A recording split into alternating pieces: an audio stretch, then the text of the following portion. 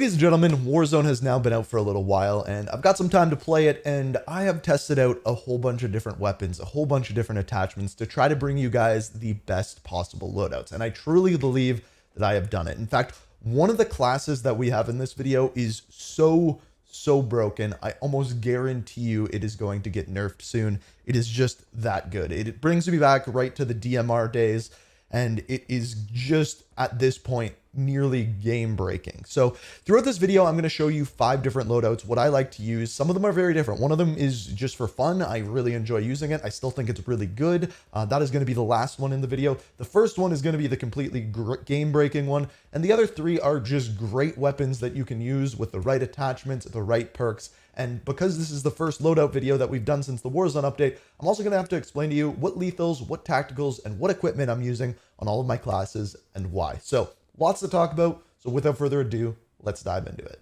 So to start out here, I'm just going to go in and give you my basic class breakdown aside from the weapons. This is kind of what I find to be like the most meta weapons is the BAS-B and the WSP Swarm as an SMG. We'll get a little bit more into that in a second, but those aren't the broken weapons whatsoever. So as far as what we are using here on our classes, so on almost all my classes, I'm going to use the stim and the throwing knife. Now, the stim can change. Sometimes I do like to use smoke grenades. Sometimes I do like to use stun grenades. But generally speaking, stims just for the movement boost is really nice. And then throwing knives just to finish people off. That is pretty much going to be on all my classes, a variation of those. Now, as far as my perks goes, I haven't actually changed these much up at all. But as far as what my perks actually are, for my first perk, I'm going to be using double time just to get that increased movement. For my second perk here, you can use EOD, but I prefer sleight of hand. I just find it helps me out a lot more, especially when I'm playing solos and more than one person's coming at me. Then after this, tempered. I think tempered is just one of the absolute best perks. It makes it so you only have to equip 2 armor pieces, makes it so that if you get into a gunfight and you can only put on 1 piece of armor, it actually gives you more armor. I think that is incredibly important. And then this is the one that I see a lot of people arguing about. I use high alert. I see a lot of people using bird's eye, and yes, it does counteract ghosts, but high alert is so good. And if you're playing solos, you need to be using high alert. Just the notification that someone is looking at you is so important. And if you've used it a lot, you can kind of figure out what direction they are looking at you from as well, based off of what you can see. I think high alert is probably the best perk in the game. It gives you so much information. That is the one that I recommend using. It's just so good. Now, this class was actually given to me by Who's Immortal. He was using it last night when I was playing with him, and he's like, you got to try this out. And holy crap, was he right.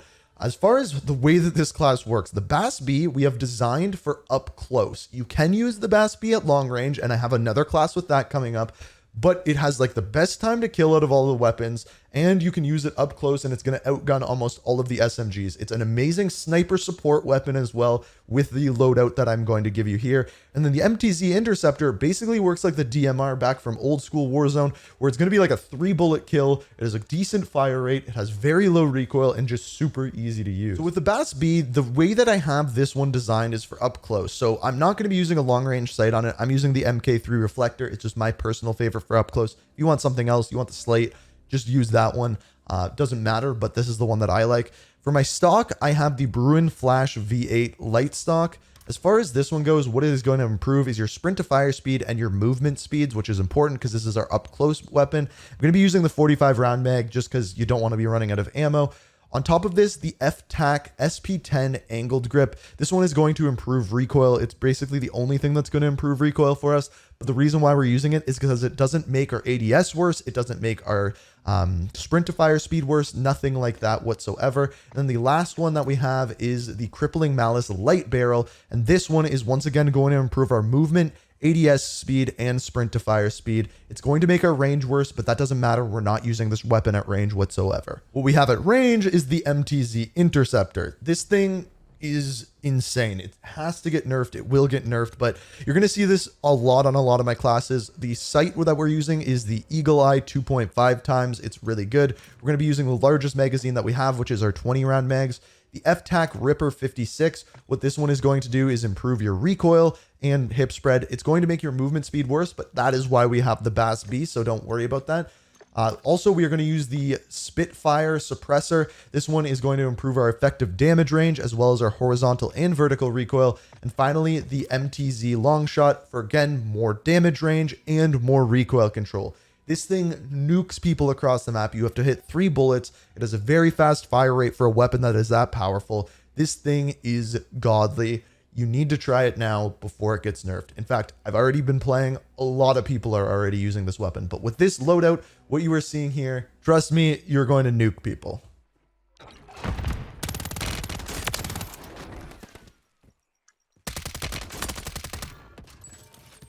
Fire sale's over. Adjusting prices. All bounty. Oh shit.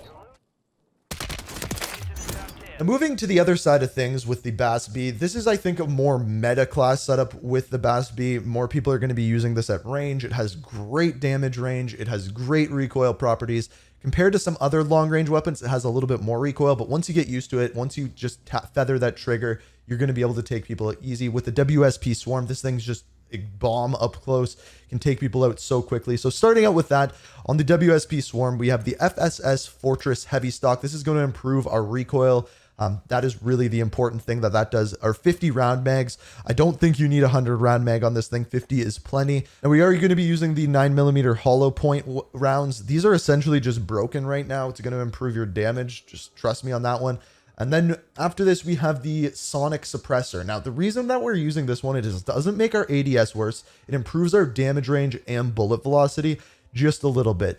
Now, you could take this off and use more ADS sprint to fire attachments, but I don't think the weapon needs it, so I don't. Also, we have Ruthless. This is going to improve our range as well on this weapon. I was using this weapon in solos, so I wanted something that was kind of good a little bit longer up close. Because this one is what we are going to be using at long range. So this is essentially your basic long range BAS-B class setup. I think people are going to be using this one for a while. So again, the Eagle Eye 2.5 times a 45 round mag. This time we are using the Bruin Heavy Support Grip. As far as this one goes, this is going to improve your recoil vastly. 10% to recoil control, 12% to horizontal recoil. That's the one that's a pain in the butt. And then the vertical recoil, it improves it a little bit, but almost negligible. The Spitfire Suppressor, this one, again, this is going to improve our effective damage range and our recoil properties with the trade-off for ADS. We don't need crazy ADS. This is our long-range weapon. And then finally, the Bruin Venom Barrel. This one, once again, effective range, as well as our recoil control properties. Basically, we are making this have the best range possible with the littlest amount of recoil as possible, because this weapon does have a little bit more recoil, but because its damage is so good on this weapon, if you hit your shots, you are going to nuke people.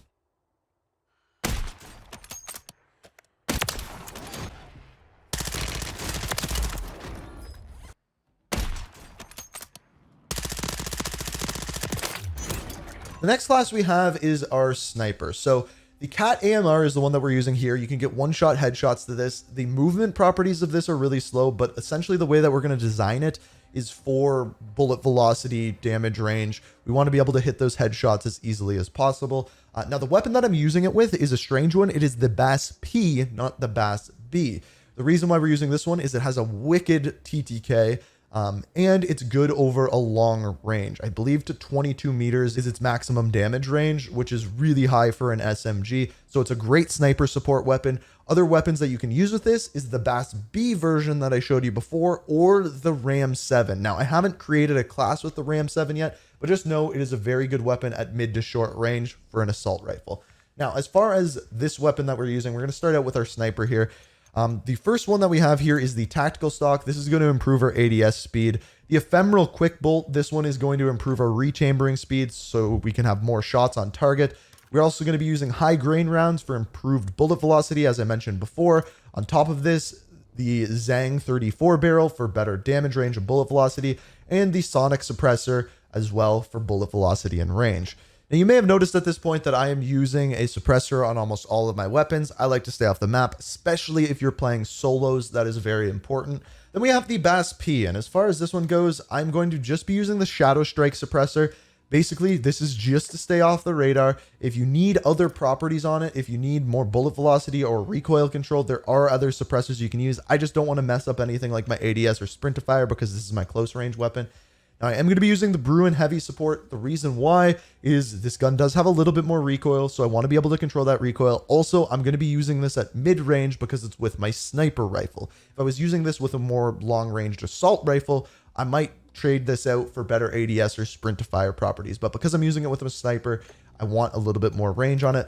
Again, hollow point, they're broken. Just trust me on that one. 50 round drum mag, you want more bullets in your magazine. And finally, the D37 grip. This one is once again for gun kick control and recoil. Again, I would change this out if I was using it with an AR for more close range, but I'm not. I'm using it at mid range, so we want more recoil control.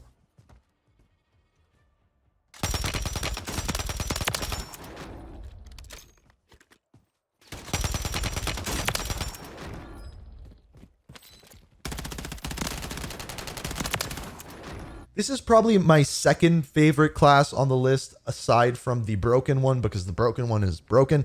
But this one's a lot of fun. So I'm using the Rival 9 here with the Pelumont 762. So as far as the Pelumont goes, this one's interesting because we are going to be using the Jack Annihilator Bullpulp kit, which is going to do a lot of things for our class. It's going to have better mobility, better rate of fire, better aim down sight speed, which just makes this thing incredible. It almost makes it like an assault rifle, but it has a very large magazine. So once again, using the Eagle Eye 2.5 times with the command stock, this is going to improve our recoil control vastly. As you can see here, 21.2% less recoil. That is a huge reduction and makes this thing amazing. So the two most important things on this class is Command D15 recoil reduction pad, as well as the Jack Annihilator. We're also going to be using the Bruin heavy support grip. You're going to see this one a lot once again for recoil control, and the Spitfire suppressor once again for that bullet velocity, damage range, and recoil control. Anything up close, the Rival 9. With this one, we are going to be using the Shadow Strike suppressor. Same reason, again, I don't want to trade off anything to do with ADS or sprint to fire. Then we are going to be using the XRK Edge. This one's going to improve our ADS and our sprint to fire. We're also going to be using that 40 round mag. I just don't think you need a 50. If you're running out of ammo, try the 50, but I don't think you need it. We also have the Rival Vice Assault Grip. This is for recoil control. This is where we are going to get our recoil control. Reason being, this attachment does not ruin your sprint to fire, nor do your ADS, but you do get your recoil control from it. And finally, the Rival FA Tactical Stock. This one, once again, sprint to fire speed, aim walking speed. You do get more recoil because of it, but it's manageable and you're only using this weapon up close. Now our final class, this one's fun. If you haven't tried this out yet, I really highly recommend it. This is my burst class. So burst weapons are actually really good in Warzone, and I see a lot of people using the DG. Let me tell you, the FR556 has a better time to kill, better range, better almost everything. And this weapon at range is going to nuke people. If someone is out in the open, you have this weapon, you are going to kill them. It's also good at mid-range, which means we only need something for up close and personal. So I'm using the Akimbo Renettis with this. So I haven't seen a lot of people using these. I've seen a lot of people using the Haymaker for up close and SMGs. I think this is just as good, if not better, than using a shotgun, because I can put a 30 round magazine with Akimbo on it. You have 60 bullets. If a whole team's running at you, you're going to have enough bullets to deal with them. I'm also going to be using high grain rounds. This is for more bullet velocity and damage range. I'm going to be using the MLX short competition barrel. This is going to make a recoil worse, which doesn't really matter because we're using this akimboed, but has a better sprint to fire speed. The ADS doesn't matter because we are using the akimbos. And then finally, we have the suppressor. This one's just going to improve our bullet velocity, make our recoil control worse. This one is the Hermes Mod Suppressor XS. So essentially, use it as a shotgun that you can shoot very quickly, and even if a bunch of people are running at you, you can deal with them. And we have our FR556. This is one you are going to want to try. I have a feeling the burst weapons are going to get a nerf, but once again, using the Eagle Eye, a 60 round mag, you want as many bullets in this as possible because at long range, this is when you're going to be using it. Once again, the Bruin heavy support for that improved recoil. Again, it improves your recoil so much, horizontal and recoil control. So important on this weapon. And then once again, the Spitfire, this one's for damage range and recoil once again. And finally, we have the 600mm FR Longbore. This one is going to improve our damage range and bullet velocity so we can nuke people at long range like I was talking about before. So as a whole, what you should take away from that is some of the bigger attachments, those attachments that you see me repeating on all of the weapons. Those are some of the best attachments in the game. On top of that, the MTZ Interceptor, the FR556, and the Bass B, I think, are currently the best weapons in the game. The FR556 is probably the hardest to use out of all of them. The Bass B is probably the easiest to use out of all of them. But all in all, those are the best weapons in the game right now with the best attachments, the best loadouts. Hopefully this was able to help you out, get you some W's. But let me know what you're using down in the comments. If this helped you out, hit that like button. If you're new to the channel, like these type of videos, make sure you subscribe, turn notifications on. I'm going to be keeping you guys updated on the best loadouts as we get updates, as things change within Warzone throughout the year. So make sure you subscribe, have notifications on. I hope you guys enjoyed the video, and until next time, peace. We are reaching for the stars, but we're made